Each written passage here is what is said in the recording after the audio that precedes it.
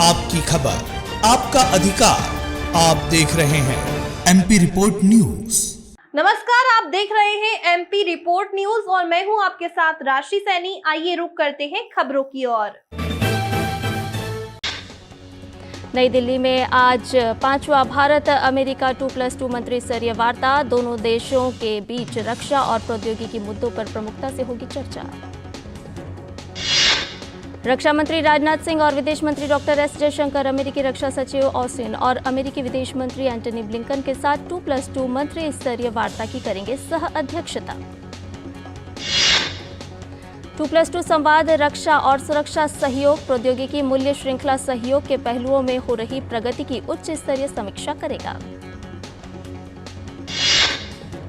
बैठक में भारत और अमेरिकी साझेदारी समझौते पर इस वर्ष जून और सितंबर महीने में प्रधानमंत्री नरेंद्र मोदी और अमेरिकी राष्ट्रपति जो बाइडेन भारत अमेरिका साझेदारी के भविष्य के रोडमैप को आगे बढ़ाने पर भी दिया जाएगा जोर। दोनों पक्ष समसामयिक क्षेत्रीय मुद्दों का भी लेंगे जायजा और बहुपक्षीय प्लेटफॉर्म और क्वाड जैसे ढांचे के माध्यम से सहयोग बढ़ाने के लिए साझा प्राथमिकताओं के बारे में विचारों का करेंगे आदान प्रदान। ऑस्टिन और राजनाथ सिंह के बीच होगी द्विपक्षीय बैठक। 2+2 वार्ता और द्विपक्षीय बैठकों के दौरान कई रणनीतिक, रक्षा और प्रौद्योगिकी मुद्दों पर चर्चा होने की है उम्मीद। डॉक्टर एस जयशंकर भी अमेरिकी विदेश मंत्री के साथ करेंगे द्विपक्षीय बैठक। दोनों नेताओं के बीच अहम मुद्दों पर होगा विचार विमर्श। इससे पहले कल रात नई दिल्ली पहुंचने पर अमेरिकी विदेश मंत्री एंटनी ब्लिंकन का गर्मजोशी से स्वागत किया गया। इस यात्रा से भारत अमेरिका व्यापक वैश्विक रणनीतिक साझेदारी को और मिलेगा बढ़ावा। मध्य प्रदेश, छत्तीसगढ़, राजस्थान और तेलंगाना में विधानसभा चुनाव के लिए प्रचार चरम पर, सभी दलों ने झोंकी ताकत। तेलंगाना में विधानसभा चुनाव के लिए नामांकन पत्र दाखिल करने का आज अंतिम दिन। 13 नवंबर को होगी नामांकन पत्रों की जांच। तेलंगाना में विधानसभा चुनाव के लिए इस महीने की 15 तारीख तक नाम वापस लिए जा सकते हैं। राज्य में कुल 119 सीटों के लिए इस महीने की 30 तारीख को डाले जाएंगे वोट। तेलंगाना में विधानसभा चुनाव के लिए चुनाव प्रचार तेज। सभी प्रमुख राजनीतिक दलों के शीर्ष नेता अपनी पार्टी के उम्मीदवारों के समर्थन में विभिन्न निर्वाचन क्षेत्रों का कर रहे हैं दौरा। भारत तिब्बत सीमा पुलिस का आज 62वां स्थापना दिवस। केंद्रीय गृह एवं सहकारिता मंत्री अमित शाह देहरादून में आयोजित परेड समारोह में मुख्य अतिथि के रूप में होंगे शामिल। संसद का शीतकालीन सत्र 4 दिसंबर से होगा शुरू। 22 दिसंबर तक चलने वाले सत्र में होंगी कुल 15 बैठकें। विधायी कामकाज के साथ ही अन्य प्रमुख विषयों पर होगी चर्चा। आगामी सत्र में 15 बैठकें होंगी। संसदीय कार्य मंत्री प्रहलाद जोशी ने सोशल मीडिया पोस्ट के माध्यम से यह जानकारी दी। अमृतकाल के बीच सत्र के दौरान विधायी कामकाज और अन्य विषयों पर होगी चर्चा। इससे पहले सितंबर में संसद का विशेष सत्र आयोजित किया गया था, जिसमें ऐतिहासिक महिला आरक्षण विधेयक पारित किया गया था। कैश फॉर क्वेरी मामले में टीएमसी सांसद महुआ मोइत्रा की सांसदी पर लोकसभा अध्यक्ष लेंगे फैसला। एथिक्स कमेटी आज सौंपेगी रिपोर्ट। महुआ मोइत्रा मामले में समिति ने रिपोर्ट को 6-4 के बहुमत से किया स्वीकार। विपक्ष के 4 सांसदों ने असहमति नोट दिया है, जबकि कांग्रेस सांसद परिणीत कौर ने रिपोर्ट के पक्ष में मतदान किया। दिल्ली एनसीआर में रात से हो रही है तेज हवा के साथ बारिश। दिवाली से पहले प्रदूषण से राहत मिलने के साथ ही ठंड बढ़ने की संभावना। दिल्ली के अलावा नोएडा, गाजियाबाद, गुरुग्राम और फरीदाबाद के इलाकों में भी हल्की बारिश हुई। बारिश की वजह से न केवल मौसम साफ हुआ, बल्कि सुबह सुबह ठंड भी बढ़ गई। तमिलनाडु के चेन्नई शहर के कई हिस्सों में आज भी तेज बारिश हुई। भारी बारिश के बाद कई हिस्सों में जलभराव। आज धनतेरस के साथ ही दीपावली के 5 दिवसीय पर्व की हुई शुरुआत। देश भर के बाजारों में लगी रौनक। धनतेरस पर लोग जमकर खरीदारी में जुटे। इस दिन ग्राहकों द्वारा सोने, चांदी, पीतल के बर्तन, वाहन आदि की जाती है खरीदारी। दिल्ली में धनतेरस और दिवाली के त्योहार के संबंध में यातायात एडवाइजरी जारी की गई है। जाम से बचने के लिए सार्वजनिक परिवहन का इस्तेमाल करने की है सलाह। तमिलनाडु के तिरुचिरापल्ली के एनएसबी रोड बाजार में ग्राहकों की भारी भीड़ देखी गई। लोग दिवाली के लिए कर रहे हैं खरीदारी। उत्तर प्रदेश के प्रयागराज में दिवाली से पहले बाजारों में की गई खास सजावट। बड़ी संख्या में लोग दिवाली के लिए मूर्तियों और सजावट के सामान की खरीदारी के लिए पहुंच रहे हैं। उत्तर प्रदेश में दिवाली से पहले अयोध्या को रंग बिरंगी रोशनी से जगमग किया गया। दिवाली से पहले श्री राम की नगरी अयोध्या का कण कण सतरंगी रोशनी से नहाया। दीपोत्सव 2023 से पहले अयोध्या में तैयारियां जोरों पर चल रही हैं। दीपोत्सव से पहले अयोध्या में राम की पैड़ी पर साउंड और लेजर शो की रिहर्सल की गई। मुंबई में कल रात एक भीषण सड़क हादसा हुआ जिसमें 3 लोगों की मौत हो गई, वहीं 9 लोग घायल हैं, जिसमें 2 लोगों की हालत अत्यंत गंभीर है। हादसे में कई गाड़ियां भी क्षतिग्रस्त हो गई। आज 8वां आयुर्वेद दिवस मनाया जा रहा है। इस वर्ष आयुर्वेद दिवस दुनिया भर के लगभग 100 देशों में अंतर्राष्ट्रीय स्तर पर मनाया जा रहा है। इस वर्ष की थीम है Ayurveda for one health. Delhi में वायु गुणवत्ता अभी भी गंभीर श्रेणी में बनी हुई है। हालांकि बारिश के बाद AQI में काफी गिरावट दर्ज की गई। केंद्र ने पंजाब सरकार से पराली जलाने को रोकने के लिए प्रभावी कार्रवाई करने को कहा है। केंद्र ने कहा है कि उपायुक्त, जिला अधिकारी, पुलिस अधीक्षक और थाना अधिकारी की यह जिम्मेदारी होगी। कैबिनेट सचिव राजीव गाबा ने बुधवार को पंजाब, हरियाणा, उत्तर प्रदेश, राजस्थान और दिल्ली के मुख्य सचिवों और अन्य वरिष्ठ अधिकारियों के साथ एक बैठक की।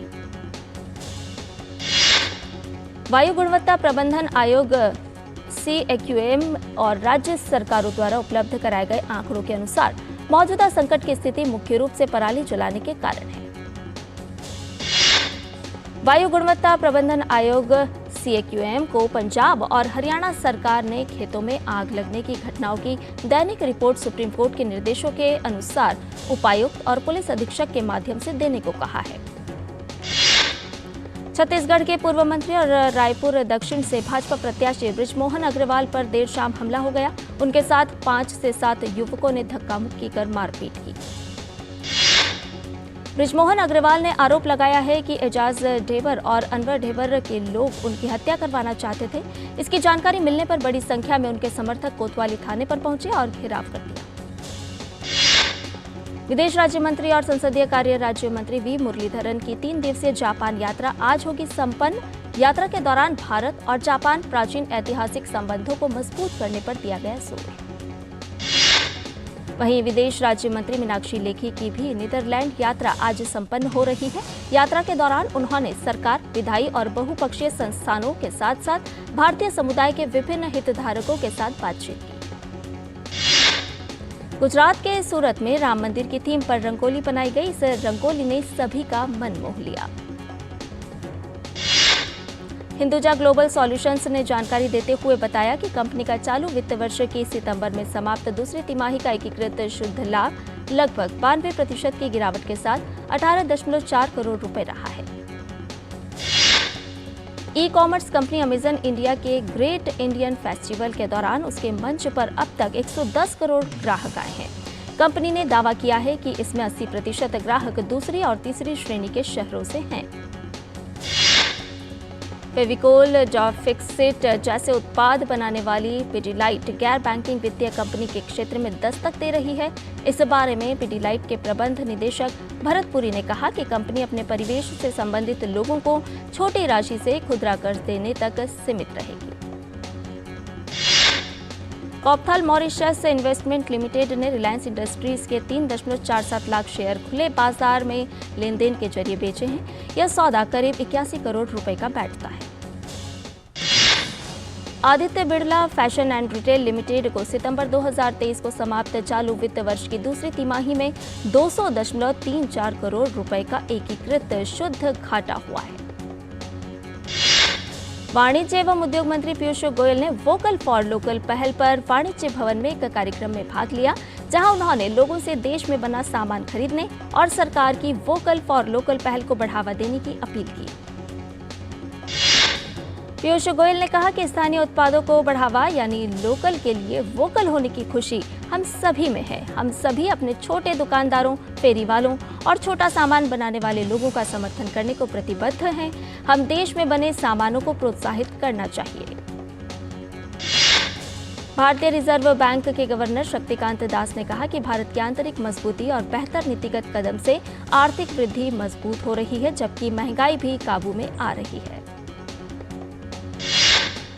शक्तिकांत दास ने यह भी कहा कि केंद्रीय बैंक पूरी तरह से सतर्क है और मौद्रिक नीति का रुख आर्थिक वृद्धि को समर्थन देने के साथ महंगाई को काबू में लाने पर है। एएसके ऑटोमोटिव और प्रारंभिक सार्वजनिक निर्गम को बोली के तीसरे और अंतिम दिन 51.14 गुना अभिदान मिला है।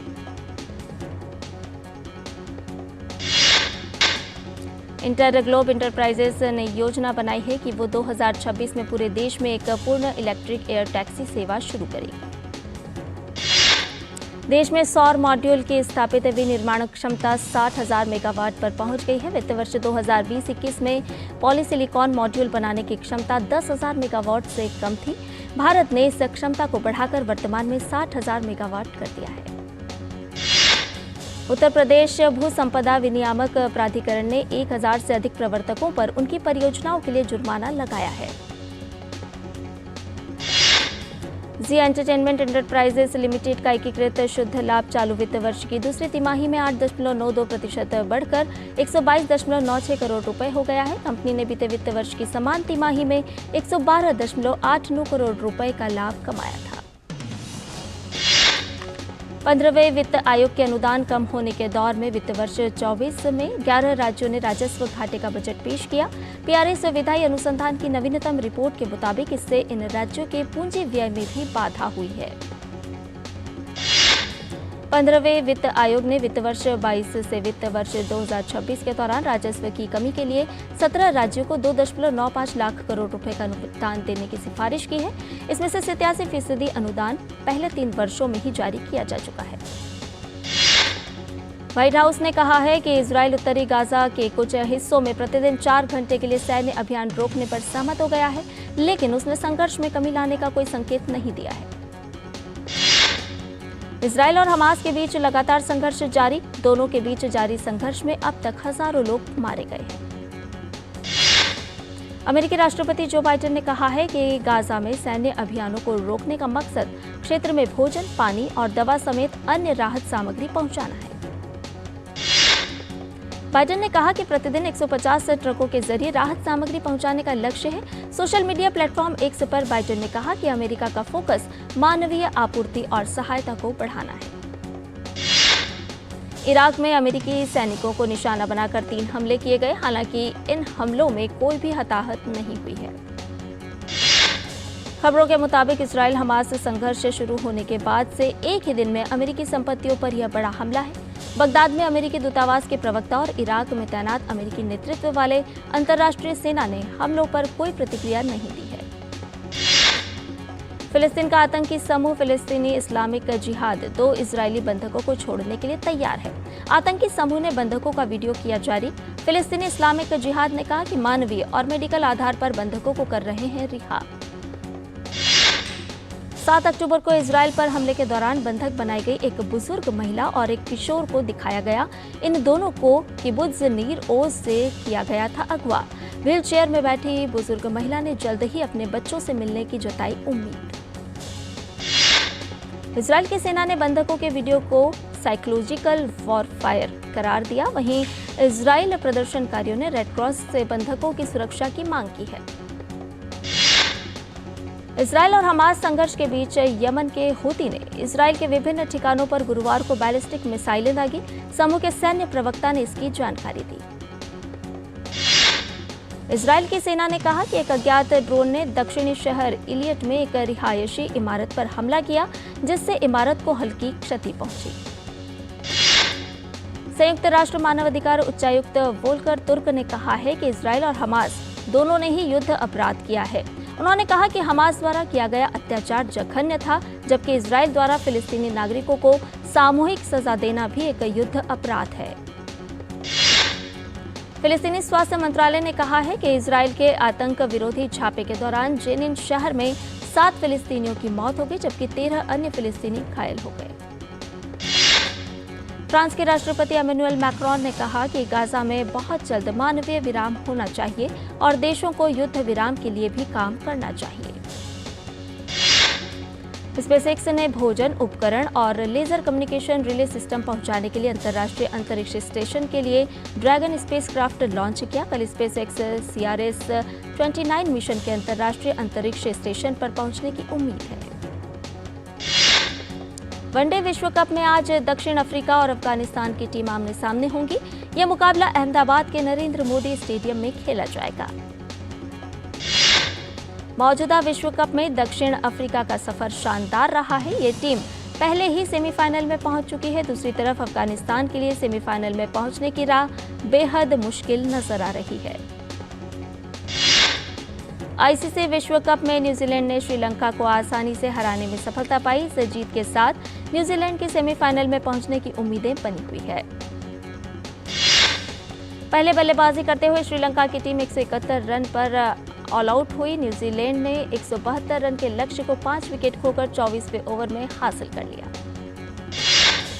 न्यूजीलैंड के लिए कॉनवे ने 45 रन बनाए, वहीं रचिन रविंद्र ने 42 रन की पारी खेली। कप्तान केन विलियमसन 14 रन और चैपमैन 7 रन बनाकर रन आउट हुए।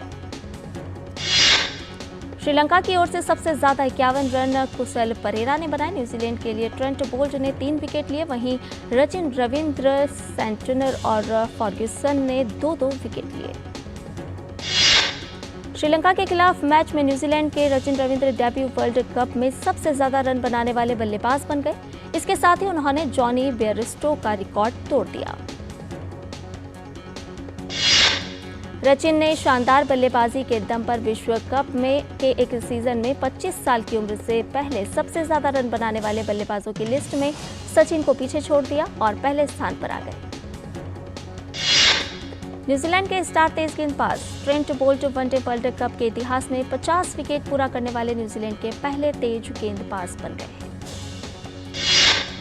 ऑस्ट्रेलिया की महिला टीम को 5 विश्व कप खिताब दिलाने कप्तान मैकलैनिंग ने 13 साल के अंतर्राष्ट्रीय क्रिकेट करियर से संन्यास ले लिया है। वह 241 मैचों में 8,352 अंतर्राष्ट्रीय रन बनाकर देश की शीर्ष महिला क्रिकेटर हैं। गोवा में आयोजित हुए 37वें राष्ट्रीय खेलों का समापन हो गया। उपराष्ट्रपति जगदीप धनखड़, गोवा के मुख्यमंत्री प्रमोद सावंत और भारतीय ओलंपिक संघ के अध्यक्ष PT उषा भी की मौजूदगी में समापन समारोह हुआ। इस बार महाराष्ट्र का दबदबा देखने को मिला, जिसने शुरुआत से ही पदक तालिका में खुद को शीर्ष स्थान पर कायम रखा। समापन समारोह में उन्हें सर्वश्रेष्ठ दल की ट्रॉफी दी गई। इन खेलों में महाराष्ट्र बाजी मारते हुए 80 पदक जीतकर पहले स्थान पर रहा। वहीं सर्विसेज 66 पदक के साथ दूसरे और हरियाणा ने 62 स्वर्ण पदक जीतकर तीसरा स्थान हासिल किया। राष्ट्रीय खेलों में सर्वश्रेष्ठ पुरुष एथलीट का पुरस्कार कर्नाटक के तैराक श्री हरि नटराज को मिला। उन्हें राष्ट्रपति ने सर्वश्रेष्ठ पुरुष एथलीट की ट्रॉफी दी। 37वें राष्ट्रीय खेलों में सबसे अधिक पदक जीतने का सर्वश्रेष्ठ महिला एथलीट का पुरस्कार 2 खिलाड़ियों ने संयुक्त रूप से हासिल किया। जिम्नास्ट प्रणति नायक और संयुक्ता काले ने यह पुरस्कार जीता। गोवा में राष्ट्रीय खेलों के सफल आयोजन के बाद अब अगले साल उत्तराखंड इन खेलों की मेजबानी करेगा। 37वें राष्ट्रीय खेलों के समापन पर भारतीय ओलंपिक संघ ने उत्तराखंड की खेल मंत्री रेखा आर्य और उत्तराखंड ओलंपिक संघ को अपना ध्वज सौंपा। इस मौके पर उत्तराखंड की खेल मंत्री ने कहा, देवभूमि के लिए यह ऐतिहासिक पल है। उत्तराखंड में राष्ट्रीय खेलों का भव्य आयोजन किया जाएगा। इसके लिए हम पूरी तरह से तैयार हैं। बैंकॉक में चल रही एशियन आर्चरी चैंपियनशिप में भारतीय तीरंदाजों का शानदार प्रदर्शन देखने को मिला। भारत ने इस प्रतियोगिता में कुल 7 पदक हासिल किए, जिसमें 3 स्वर्ण, 1 रजत और 3 कांस्य पदक रहे। भारत ने कंपाउंड महिला टीम इवेंट और कंपाउंड मिक्स्ड टीम इवेंट में स्वर्ण पदक जीतने में सफलता पाई। वहीं कंपाउंड व्यक्तिगत में परिणीत ने स्वर्ण पदक हासिल किया। जानवी कपूर और राजकुमार राव की फिल्म मिस्टर एंड मिसेस माही की रिलीज डेट में बदलाव किया गया था। अब एक बार फिर इस फिल्म की रिलीज डेट का ऐलान कर दिया गया है, जो अगले साल 19 अप्रैल 2024 को बड़े पर्दे पर आने वाली है। अमेरिकी super hero television series the boys के फैंस के लिए एक बड़ी खुशखबरी है। पहले 3 सीजन सुपरहिट होने के बाद फ्रेंचाइजी द बॉयज के 4थे सीजन की घोषणा कर दी गई है, जो कि 2024 में आएगा। जोया अख्तर की OTT फिल्म द आर्चीज का ट्रेलर रिलीज कर दिया गया है। इस फिल्म के जरिए बॉलीवुड मेगा सुपरस्टार शाहरुख खान की बेटी सुहाना खान और अन्य स्टार किड्स डेब्यू करने जा रहे हैं।